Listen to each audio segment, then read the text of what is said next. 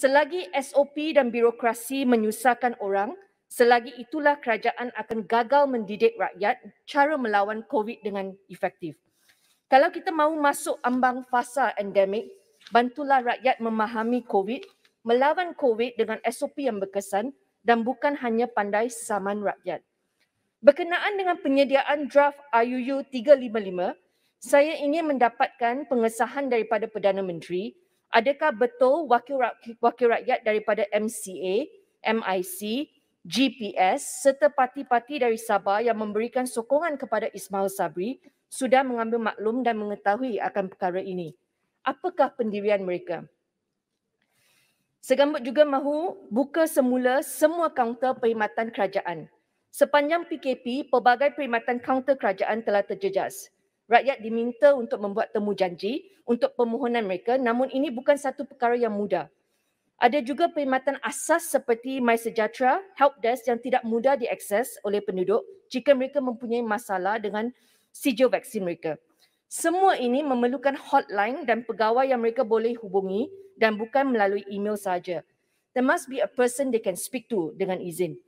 Saya juga ingin mencadangkan My Travel Pass ini dimansuhkan. Semua kaunter kerajaan kembali beroperasi dengan kapasiti biasa. Era pemulihan tidak akan berkesan jika sistem kerajaan tidak pulih kepada operasi biasa. Terlalu banyak bisnes bergantung kepada permit dan kebenaran kerajaan. Seterusnya, kuasa Kementerian Dalam Negeri. Kuasa ini mesti dipantau dengan mekanisme semak dan imbang yang betul. Segambut berpendapat buat masa ini terlalu banyak kuasa discretionary powers dengan izin, iaitu kuasa budi bicara diberikan kepada Menteri Dalam Negeri. Kuasa mutlak mendaftarkan parti politik. Kuasa mutlak pemberian kewarganegaraan. Ini sampai mahkamah sudah putuskan, kerajaan masih mahu mencabar. Dan kuasa mutlak dalam penentuan syarat-syarat MM2H. Yang saya paling khawatiri adalah penentuan permohonan secara case by case basis. Kuasa mutlak seperti ini senang terjadinya salah guna kuasa dan mesti disemak oleh Parlimen. Kementerian Wilayah Persekutuan, rayuan DBKL berkenaan Taman Rimba Kiara. Saya mahu dijawab di Parlimen ini perbelanjaan duit pembayar cukai yang digunakan untuk menentang rakyat. Saya mengecam tindakan DBKL yang mahu membuat rayuan ke atas keputusan yang diperolehi oleh penduduk Kuala Lumpur di Mahkamah Rayuan berkenaan kedua-dua kes Taman Rimba Kiara dan Tiara Titiwangsa. Pada bulan Mac 2019, Mahkamah Rayuan telah mengisytiharkan satu bantahan pendengaran awam oleh DBKL untuk projek pembangunan berkepadatan tinggi di Taman Tiara Titiwangsa adalah terbatal dan tidak sah. Dalam bulan Januari tahun ini, Mahkamah Rayuan membatalkan perintah pembangunan yang dikeluarkan oleh DBKL untuk membangunkan Taman Rimba Kiara. Kedua-dua kemenangan ini amat bermakna kepada warga Kuala Lumpur. Jadi saya menggesa DBKL segera mendedarkan jumlah perbelanjaan yang telah digunakan untuk menentang penduduk hingga ke Mahkamah Persekutuan, legal fees dengan izin. Menggigit tangan yang memberi anda makan langsung tidak mencerminkan semangat keluarga Malaysia dan kerajaan prihatin seperti yang dilaunkan. Duit taksiran, assessment tax digunakan untuk melawan rakyat sendiri. Rancangan kawasan khas RKK yang menyeluruh untuk kawasan Rizab Melayu Pencala Segambut perlu disediakan dengan penglibatan perundingan bersama penduduk dan orang awam serta pemegang taruh atau kumpulan yang mempunyai kepentingan awam bagi memastikan pembangunan yang dilaksanakan akan lebih terancang sesuai dengan keperluan penduduk setempat termasuk penambahbaikan infrastruktur sedia ada. Saya tidak mahu melihat ciri-ciri tradisi kampung Melayu hilang di Kuala Lumpur. Berderet rumah-rumah kampung, tiba-tiba bangunan kondo naik sebelah mereka. Bila hujan datang, air lumpur pun berlumuran. Segambut mahu DBKL segerakan penyediaan RKK untuk Kampung Sungai Pencala dan kawasan hijau di belakang Jalan Kiara 5, Jalan Kiara 7. Keperluan untuk membina sebuah lagi sekolah jenis kebangsaan Cina. Pejabat saya telah menerima banyak rayuan daripada penduduk di kawasan Parlimen Segambut setiap tahun mengenai anak-anak mereka yang ditempatkan ke SJKC yang berbeza berbanding sekolah yang dimohon kerana di Segambut kini hanya ada 2 buah SJKC. Berdasarkan kepadatan penduduk dan keperluan yang semakin meningkat, saya memohon pihak Kementerian Pendidikan Malaysia untuk meluluskan satu lagi SJKC di kawasan Parlimen Segambut yang berdekatan dengan Taman Bukit Maluri, Bandar Menjalara, Desa Park City, Taman Sri Sinar dan Taman Sri Bintang. Saya juga tahu terdapat tapak sekolah yang telah diserahkan oleh pemaju untuk tujuan pembinaan sekolah. Untuk rekod, ini bukan isu kaum. Bilangan murid berbangsa bukan Cina di SJKC Kaichi juga semakin bertambah. Data terkini 133 orang, pecahan Melayu 45, India 43, Bumiputra Sabah 9, Bumiputra Sarawak 6 dan lain-lain 30 orang. Di SJKC Kepung 3, terdapat 43 orang murid bukan berbangsa Cina. Ini bermaksud keperluan sudah bertambah. Saya pohon perkara ini diteliti dan disegerakan. Pembinaan klinik kesihatan di Segambut. Klinik kesihatan yang paling hampir dengan penduduk Segambut ialah Klinik Kesihatan Jinjang yang terletak di kawasan Parlimen Kepung. Kesesakan pesakit di Klinik Kesihatan Jinjang juga amat kritikal. Baru-baru ini, Klinik Kesihatan Ibu dan Anak Segambut telah ditukar kepada Klinik Kesihatan Segambut. Namun, ruang dan infrastruktur sedia ada tidak mencukupi untuk menyediakan perkhidmatan yang lengkap. Saya telah menulis surat 10 September kepada DBKR dan pejabat tanah untuk memberikan kelulusan khas penggunaan tapak tanah kerajaan sebelahnya dan saya mahu ini disegerakan. Pembinaan sebuah klinik kesihatan yang baru di kawasan Parlimen Segambut amatlah diperlukan. Terdapat satu tapak tanah di Bandar Menjalara yang telah digazetkan sebagai klinik kesihatan dalam Pelan Bandaraya Kuala Lumpur 2020. Tapak tersebut adalah di bawah hak milik Pesuruhjaya Tanah Persekutuan dan saya mohon disegerakan. Liputan media sepanjang mesyuarat Parlimen. Saya ingin mendapatkan penjelasan daripada Speaker Dewan Rakyat mengenai senarai penyiar rasmi yang telah dikeluarkan. Bagaimanakah media-media ini dipilih?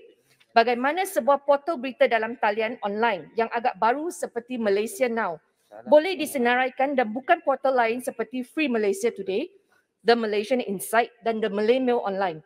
Saya mahu mengetahui apakah asas dan alasan utama Dewan Rakyat menyenaraikan portal Malaysia Now ini sedangkan terdapat lebih banyak lagi agensi dan pengamal media lain yang jauh telah lama beroperasi, lebih berpengaruh dan mempunyai pengalaman tetapi mereka dikecualikan.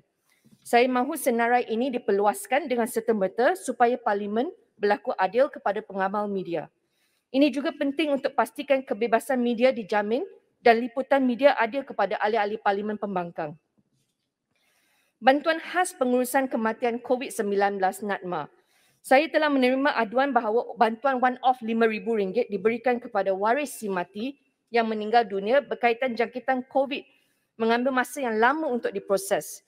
Ada permohonan yang mengambil masa lebih daripada 2 bulan untuk diproses dan diberikan maklum balas.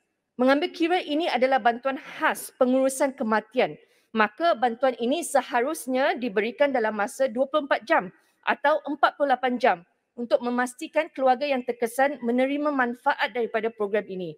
Berapakah jumlah permohonan? Berapa banyak telah diproses dan ditolak? Kes yang masih tertunggak, saya minta butiran. KPWKM. Saya ingin mengetahui apakah status terkini penubuhan agensi kanak-kanak sejak respons terakhir Menteri KPWKM di Parlimen. Saya mahu KDN segera menambah peruntukan untuk bahagian D11 siasatan seksual wanita dan kanak-kanak dan menambah tenaga kerja yang mempunyai pengalaman termasuk mempertimbangkan pengambilan semula pegawai polis yang telah bersara semasa bertugas di bahagian D11 secara kontrak untuk menyelesaikan aduan kes-kes jenayah seksual yang melibatkan kanak-kanak akibat PKP.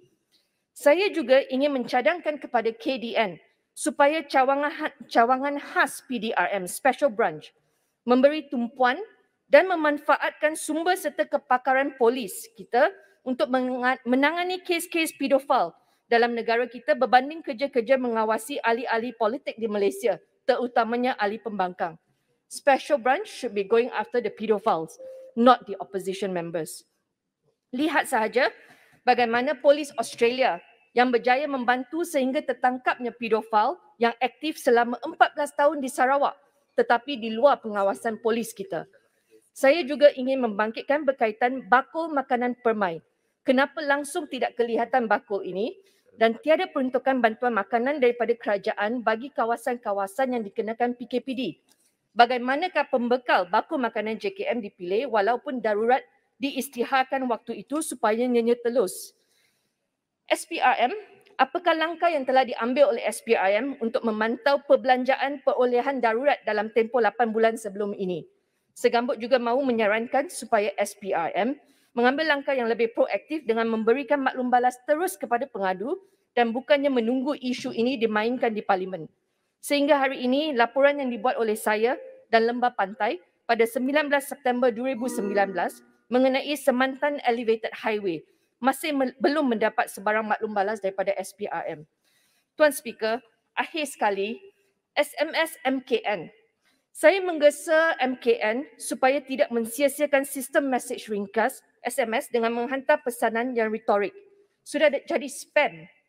MKN wajar menggunakan platform tersebut untuk menyampaikan maklumat yang diperlukan dan mendidik rakyat seperti apakah yang perlu dilakukan sekiranya ahli keluarga didapati positif COVID-19, tempoh kuarantin, bagaimana cara untuk melakukan penilaian COVID-19 CAC secara dalam talian dan sistem pengundaraan yang selamat dalam premis. Kandungan SMS tersebut langsung tidak memberitahu kita apa maklumat yang diperlukan dan hanya membentuk propaganda SMS MKN dan ini membazirkan duit rakyat. Saya ingatkan selepas kerajaan ditukar, SMS akan berubah tapi masih sama nadanya. Berapakah peruntukan yang telah dibelanjakan oleh kerajaan untuk pesanan SMS tersebut? Saya telah mengira tahun lepas hingga tahun ini, sejumlah 317 SMS telah dihantar kepada semua rakyat Malaysia. Andaikan satu SMS 10 sen kali 317 SMS kali 20 juta penduduk, kerana mungkin bukan semua ada handphone, jumlahnya adalah lebih kurang 600 juta. Jadi saya minta kerajaan dedarkan perbelanjaan ini dan saya nak syorkan supaya hentikan pembaziran dan kerajaan mesti hentikan spam rakyat. Dengan ini, segambut menjunjung kasih Tita Sri Paduka Baginda Yang di-Pertuan Agong. Sekian, terima kasih.